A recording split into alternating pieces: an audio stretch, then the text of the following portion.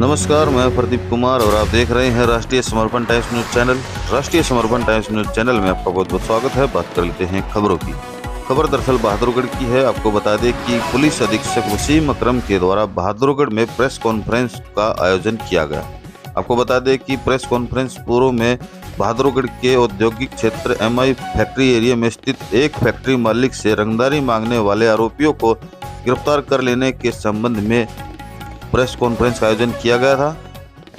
बता दें कि जिस कंपनी मालिक से रंगदारी मांगी गई उस कंपनी मालिक की MI में जूते लाइन की कंपनी बताई जा रही है। कंपनी मालिक से 25 लाख रुपए की रंगदारी मांगी गई थी। नहीं देने पर जान से मारने की धमकी भी आरोपियों के द्वारा दी गई।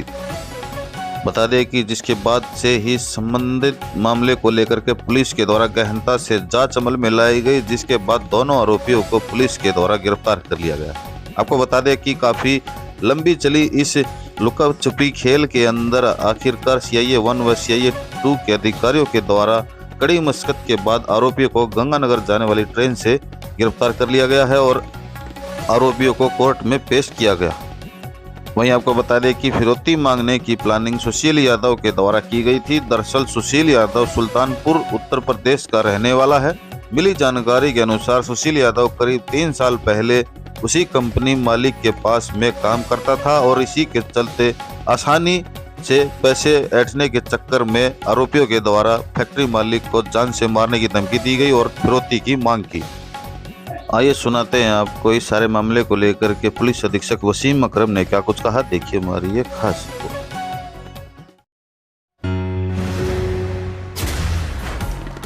जानते हैं कि बहादुरगढ़ में 6 दिसंबर के दिन एक बहादुरगढ़ के फैक्ट्री मालिक, जहाँ पे जूता बनाने की फैक्ट्री है, मनोज गुप्ता जी, उनको धमकी देके रंगदारी के पैसे मांगे गए थे। तो उसी दिन पुलिस के द्वारा मुकदमा दर्ज किया गया था और उनको सुरक्षा मुहैया कराई गई थी मनोज गुप्ता जी को। मनोज गुप्ता जी ने इस मुकदमे में अपनी पुलिस पे भरोसा रखते हुए पूरा कोऑपरेट किया।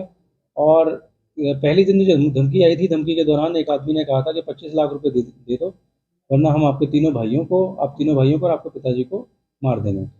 इसके आधार पर पुलिस ने तफ्तीश स्टार्ट की थी। स्टार्ट करने पर पाया गया जिस मोबाइल से फ़ोन किया गया था, वो मोबाइल 3 दिन पहले किसी यूपी के आदमी से सेक्टर 17 के इलाके से छीना गया था, उसको चोट मार के।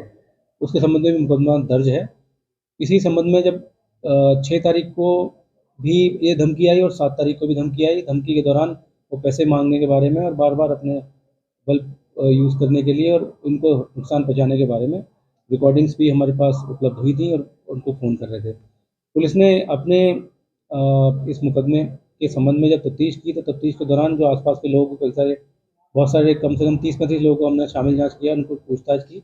और इसमें टेक्निकल इन्वेस्टिगेशन के बेसिस पे ही हमें अंदाज़ा लग पाया कि ये लोग कौन हो सकते हैं।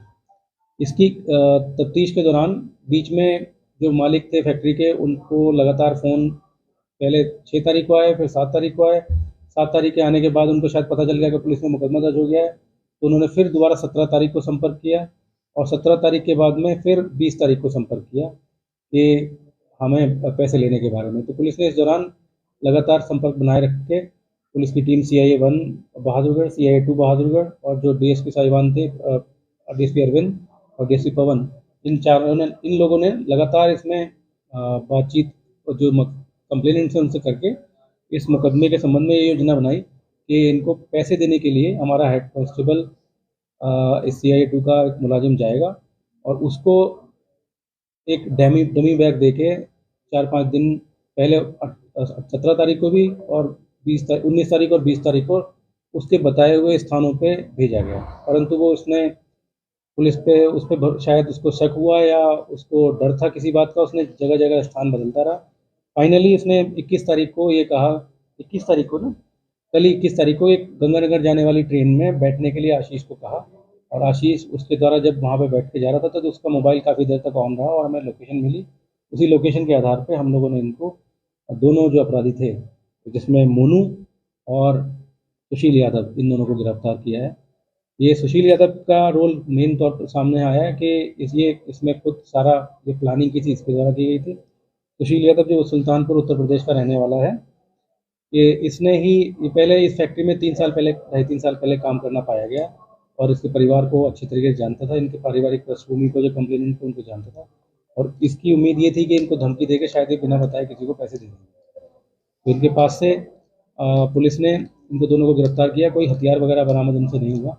इनकी इस मोबाइल को छीनने के अलावा और कोई और घटना पुलिस की नोटिस में नहीं आई है। पहले इनका कोई आपराधिक रिकॉर्ड नहीं है, मगर ये पैसे इनको नाराज़गी के चलते जो 2-2.5 साल पहले ऐसा निकला था, इनको ये भी सॉफ्ट टारगेट समझ के इन पे ये धमकी के लिए फ़ोन किया गया था। ये दोनों अपराधी पर पुलिस की गिरफ्त में आ चुके हैं।